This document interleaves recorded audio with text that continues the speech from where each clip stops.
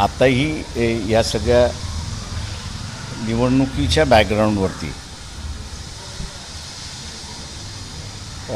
एक चर्चा आणि माहिती त्यांना पाहिजे होती.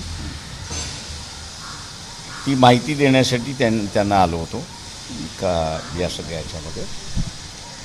आणि दुसरं जे आहे ते माझ्या वतीने मी असं सांगितलं की आम्ही असं या ठिकाणी एक नवीन गठबंधन होण्याची पॉसिबिलिटी आहे. त्याच्याकडे असणारा पॉझिटिव्हली ख्रिश्चन कम्युनिटी बघावं अशा रीतीची असणारी त्यांना मी विनंती त्या ठिकाणी केलेली आहे. आता कन्सिडर होते की न कन्सिडर होते ते मतामध्ये आम्हाला दिसेल. नक्कीच गठबंधन म्हणजे नेमकं कुणासोबतचं गठबंधन ते मी असं आत्ताचे जे आहे का त्यांना महाराष्ट्रामध्ये असणारं जे मराठा समाजाचं आंदोलन चाललेलं आहे त्याच्या संदर्भातली त्यांना माहिती पाहिजे होती ती मी द्यायला आलो. जरांगे पाटील आज आपली भूमिका स्पष्ट करतील. 4 वाजता की 5 वाजता करणार आहेत. त्याच्यानंतर मग मी माझे कॉमेंट्स देतो. पण तुम्ही जरी का एक प्रकारचं गठबंधन करत असले तरीही तुमचे जे सहकारी आहेत दुसरे ओबीसी बहुजन पार्टीचे प्रकाश शेंडगे त्यांच्याकडनं कुठंतरी याला विरोध होताना दिसतोय. त्यांचं म्हणणं आहे की जर का ते जरांगे आणि ते एकत्र येणार असेल तर कुठंतरी आम्ही त्यामध्ये सामील होणार नाही असं प्रकारचं वक्तव्य त्यांच्याकडनं होतं. एक असं आहे की समाजामध्ये भारतीय जनता पक्ष जसं विभक्त राजकारण करते, एक्सक्लुसिव्ह राजकारण करत आहे, तशा रीतीने असणारं जे कोणी आता ओबीसीच्या बाजूने बोलायला लागलेले आहेत त्यांना एवढंच रिमाइंड करणार आहे की 1990 साली हे ज्यावेळेस आंदोलन चाललं होतं की ओबीसीला आरक्षण द्यावं त्यावेळेस तुम्ही मंडलबरोबर होतात की कमंडलबरोबर होतात याचं पहिल्यांदा बघा. आणि त्यावेळेस आम्ही काय भूमिका घेतल्या त्यावेळेस आता काढू नका असंही आहे. आत्ताच्या ह्याच्यामध्ये असणारं जे ओबीसींची मागणी होती की आमच्यातून आरक्षण देता कामा नये तो मला वाटतं सक्सेसफुल तोडगा ज्याला म्हणता येईल तो वंचित बहुजन आघाडीच्या भूमिकांमधून आंदोलनामधून सभेमधून असणारं जे आम्ही मांडत आलो की मराठा समाजाला वेगळं आरक्षण दिलं पाहिजे तशा पद्धतीचा कायदा आता झालेला आहे. त्याच्यामुळे जी काही आता पुन्हा कंटिन्यू करण्याची असणारी जी काही भाषा चाललेली आहे तो वाद तो मला वाटतं समाजव्यवस्थेला उपयोगी नाही असं मी त्या ठिकाणी मानतो आहे. आणि वादच जे करत राहतील तर ओबीसी समूह त्यांना एक्सेप्ट करेल का याच्याबद्दल मला असणारं शंका आहे. सर पण दुसरीकडे बघायचं तर MIM मला वाटते या सगळ्या ते मी जे काल आपल्याला म्हणालो प्रेसमध्ये की समजा जरांगे पाटील यांचं जे काही गावागावातून किंवा जिल्ह्यातून त्यांनी असं केलं की निवडणुकीमध्ये भाग घ्यायचा की न घ्यायचा असं जे आहे समजा भाग घ्यायच्या बाजूने निर्णय झाला तर मग असं त्या ठिकाणी एक वेगळी चर्चा सुरुवात होते. त्या वेगळ्या चर्चेमध्ये मी ह्या सगळ्या पक्षांना म्हणणार आहे की तुम्ही त्याच्यामध्ये सहभागी व्हा. स्वतःला वेगळेपणा का ठेवताय. म्हणजे इथे माझ्या दृष्टीने असणारा एक प्रेस्टीज इश्यू ह्या सगळ्या पक्षांमधला मला जो दिसतो आहे तो मी आतापर्यंत तो मांडला नाही की कालचं पोरगं जरांगे पाटील हे आता आम्हाला राजकारण शिकवणार का असे मोठे नेते म्हणायला लागले ते सगळे. माझं म्हणणं असं की लोक ज्याला मानतात तो नेता होतो. त्याच्यामुळे लोकांनी जर जरांगे पाटील यांना असं नेता मानला असेल तर त्याला आपणही मान्यता दिली पाहिजे. हा इश्यू कशासाठी की कालचं पोरगं. तर माझं म्हणणं असं आहे की कालचं पोरगं आता मोठं झालं असं समजायचं. मला माझ्या वडिलांनी एक सल्ला जो दिला तो मी ह्या सगळ्यांना देतो. तो म्हणजे की मुलगा जेव्हा बापाचे बूट घालायला लागतो किंवा चप्पल घालायला लागतो त्यावेळेस मला सल्ला दिला होता की आपली बुद्धी आता एकत्र झाली त्याच्यामुळे आपण आता असं मित्र आहोत तर आपण आता मित्राप्रमाणे वागलं पाहिजे. तर मी असं म्हणेन लोकांनी त्यांना असं जर नेता मानला असेल, तुम्ही नेते आहात, तुम्हाला असं म्हटलं नाही लोकांनी की तुम्ही नेते नाहीत, तेव्हा एका नेत्याने दुसऱ्या नेत्याला एक्सेप्ट करणं भाग आहे, ते एक्सेप्ट करावं एवढंच फक्त माझी मागणी आहे. सर, आनंदराज आंबेडकर हे अमरावतीतून निवडणूक लढवत आहे, त्याबद्दल तुमची भूमिका नेमकी काय असणार आहे? ते फॉर्म भरल्यानंतर आम्ही भूमिका देऊ त्याच्यामध्ये, ठीक आहे. आणि मग त्याच्यावरती बोलेन मी त्याच्यावरती. मुख्यमंत्री काल 5 तास गायब होते आणि महायुतीमध्ये सुद्धा बऱ्याचशा जागा आहेत ज्यावरून अजूनही काही घडतंय बिघडतंय अशी परिस्थिती आहे. मला जी माहिती मिळालेली आहे त्या माहितीवरनं एवढं सांगेन की एकनाथ शिंदे 14 जागा मागतात आहेत आणि BJP त्या कन्सिडर करते की न कन्सिडर करते हे अजून कळलेलं नाही. तेव्हा त्यांनी म्हणजे एक आपण असं लक्षात घेतलं पाहिजे की एकनाथ शिंदे यांचीसुद्धा आता सभेंमधली गर्दी वाढत चाललेली आहे, त्याच्यामुळे असं मासेस फॉलो त्यांना करायला लागलेले आहेत. या पार्श्वभूमीवरती BJP काय भूमिका घेतं हे बघणं महत्त्वाचं आहे असं मी मानतो आहे. तर दुसरीकडे मवियामध्ये पण धुसफूस आहे, बऱ्याचशा जागा आहेत ज्यापैकी सांगली, भिवंडी आणि मुंबईतील 2 जागा आहेत ज्यावर मैत्रीपूर्वक लढत व्हावी अशी मागणी त्यांनी केली आणि प्रस्तावसुद्धा दिल्लीला पाठवला. ते हा माझ्या मताप्रमाणे इथलं असणारं त्यांचं अगोदरचं भांडण होतं, ते 2.5 वर्ष सोडू शकलेले नाही. जिथे मैत्रीपूर्ण लढती म्हणतात आहेत त्या ठिकाणी म्हणजे मैत्रीपूर्ण लढत आहे त्या ठिकाणी त्यांची ताकद आहे, पण ज्या ठिकाणी ती वेगवेगळे लढतात आहेत त्या ठिकाणी लढणारा पक्ष जो आहे त्याचीच ताकद आहे, उरलेल्या दोघांची ताकद नाही आहे. त्याच्यामुळे असं ते मैत्रीपूर्ण लढतीपेक्षा मी असं म्हणेन सोयीचं लढणं असं मी त्या ठिकाणी राजकारण आहे, सोयीचं लढणं असं म्हणतो आहे की माझी ताकद नाही आता काय करू, लढ बाबा तू. पण सर थँक्यू बद्दल जर का बघायचं थँक्यू. सर आज आप इधर आए हैं, मैं शुरुआत करने के पहले ईस्टर की सभी क्रिश्चियन भाइयों को शुभेच्छा देता हूं और शुभकामना भी देता हूं. उसी सिलसिले में लेके आज कार्डिनल से हम लोग मिलने आए थे. उनको महाराष्ट्र की राजनीति जो है उसके बारे में थोड़ी जानकारी चाहिए थी. मैं हमेशा उनसे मिलता रहा हूं, चाहे वो मणिपुर का इशू हो या किसी चर्च पर अटैक हो, किसी नन पर हो, किसी फादर पर हो, किसी बिशप पर हो, तो उसके सिलसिले में बार बार मैं आके उनसे मिलता था. तो आज भी उसी सिलसिले से मैं मिल रहा हूँ. नई जो उभरी हुई शक्ति है उसकी मैंने उनको जानकारी दी है कि मराठा समाज में से जरांगे पाटिल जो है एक नई फोर्स आ रही है और वो सेक्युलर पार्टियों के साथ है, BJP के खिलाफ है. और उसके बाद जो है वो दूसरी बातचीत वहाँ पर हुई, ऐसा मैं ये कहता हूँ कि जिसको दोनों के बीच की बात थी, इसलिए पब्लिक करना कोई मांगा है सर, आप कह रहे थे आपने उनसे समर्थन मांगा है. नहीं. मैं चर्च का भी समर्थन नहीं देता, ये मैं जानता हूँ, क्योंकि उनका ही प्रोडक्ट हूँ मैं, इसलिए चर्चेस की मर्यादा तक कहाँ तक है और कहाँ नहीं है. और ये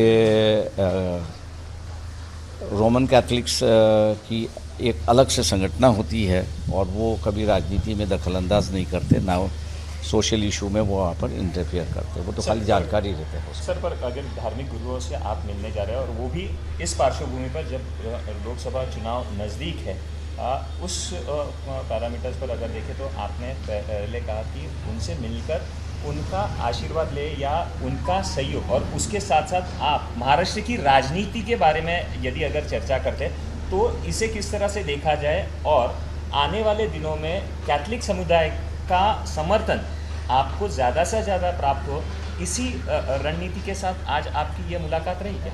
तो मैंने जैसे कहा कि ये जो नई फोर्सेस आ रही है महाराष्ट्र में, जिसकी उनको जानकारी चाहिए थी, उस जानकारी को मैंने उनके पास ये किया है. अब इंटरनल उनका डिस्कशन क्या होता है, उनका डिसीजन क्या होता है, ये तो मैं तय नहीं कर पाऊँगा। जो होगा वो मेरे ख्याल से इसलिए मैंने पहले भी कहा कि इलेक्शन में वो दिखेगा कि उनका डिसीजन क्या हुआ है, उसका तय क्या हुआ है।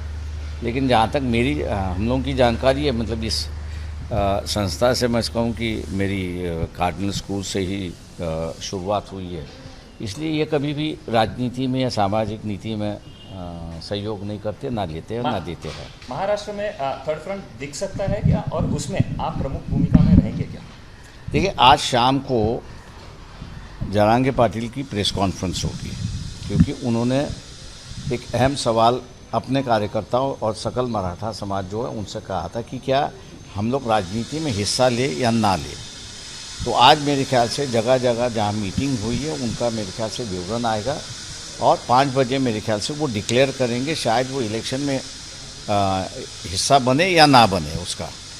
तो उनका जब तक निर्णय नहीं होता तब तक मेरे ख्याल से किसी और चीज़ की बात करना उचित नहीं, ऐसा मैं मानता हूँ।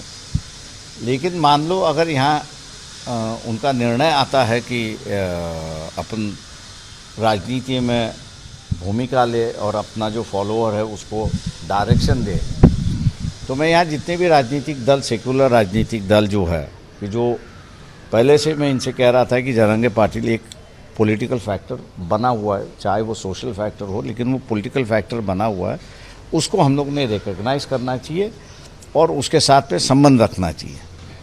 लेकिन जहाँ तक मैंने देखा है, वो तमाम राजनीतिक दल जो है वो स्वीकारने के लिए तैयार नहीं है कि जरांगे पाटिल एक राजनीति के माध्यम से एक फैक्टर बन चुका है, उसको मानने के लिए तैयार नहीं है। मैं उनसे यही कहूँगा कि भैया जितने जल्दी आप इस फैक्टर को मानोगे उतना मैं समझता हूँ कि इनके लिए भी अच्छा होगा और पॉलिटिकल सिस्टम के लिए भी अच्छा होगा। और एक बात ये भी कहा गई है कि पहले आप कहते हैं कि एमवीए में सब कुछ ठीक नहीं है, लेकिन एमवीए की कई नेता फ्रेंडली फाइट की बात करें, कांग्रेस मैं तो वही पहले से ही कह रहा था कि इनका गठबंधन जो है वो गठबंधन नहीं है। ये अभी इनका जो है फ्रेंडली फाइट, मतलब जहाँ इनकी ताकत है यहाँ पर किसी को वो छोड़ने के लिए तैयार नहीं है।